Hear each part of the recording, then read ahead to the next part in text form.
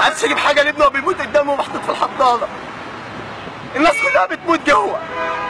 الدكتور بتاع مستشفى طنطا بيقول لي كويس ان احنا هناخده. بقول له كويس ليه وانت بتجب عليا؟ ده حق في الدوله. قام بيقول لي احنا هنا ما عندناش ممرضين، عندنا الحضانات الناس ميته قدامك. اتصلت بمدير مكتب المحافظ عادل المغازي، واتصلت بالنائب نبيل الجمل، اتصلوا بالدكتور سعد مكي عشان اجيبه واسطه عشان ابني يقعد في الحضانه ساعتين. لزيت الشوارع، استلفت من ايد الناس، رحت جبت لهم الحاجه.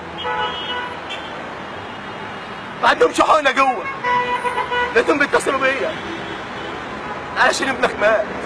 المشكله مش في ابني، المشكله مش في ابني، المشكله ان عايزك يا رئيس الجمهوريه تنزل، عايزك يا وزير الصحه تنزل، عايزك يا دكتور احمد شعراوي يا محافظ الدقهليه انزل دلوقتي معايا على رجلك. انزل يا محافظ الدقهليه على رجلك معايا دلوقتي وخش معانا المستشفيات. كلاب، الناس نايمه زي الكلاب في المستشفيات، الناس نايمه زي الحمير، مفيش حد بيتعالج، الممرضين واقفين بيضحكوا، الدكاتره مفيش دكاتره على قد المسؤوليه. يا دكتور احمد شعراوي انزل يا رئيس الجمهوريه، انزل على رجلك. انا مستعد، انا مستعد، انا مستعد اروح لرئيس الجمهوريه عشان ابني مات.